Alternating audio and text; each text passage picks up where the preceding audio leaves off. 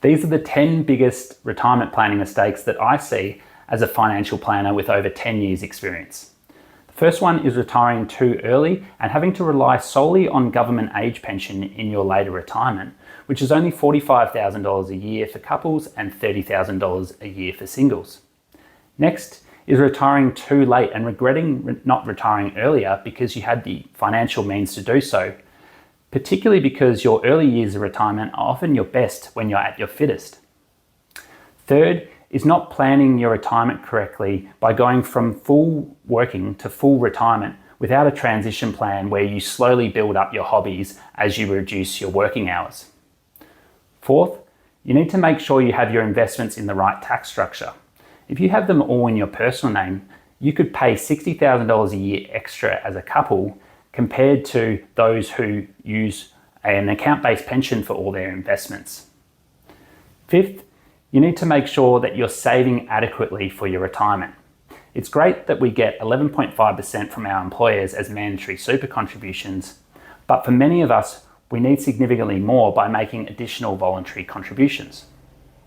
Six, you need to make sure you've got your estate planning in order, particularly a will, your powers of attorney, and particularly these documents if you're from a blended family, as it makes it more complicated. And you want to avoid going to VCAT because there's a lot of time and cost involved with that process. 7, in retirement, you'll have to stick somewhat to a budget through the income that your investments generate for you. So you need to have a good handle on your cash flow and areas where you want to spend your money.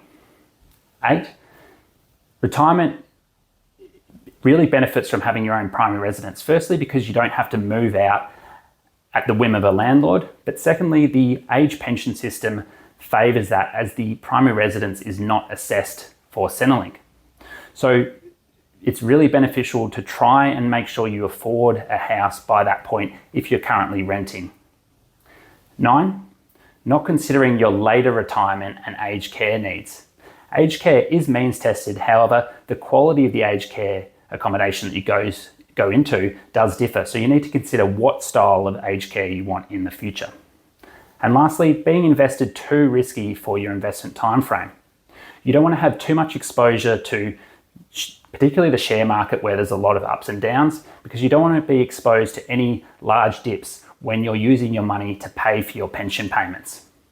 So if you need help with any of your retirement planning, please reach out.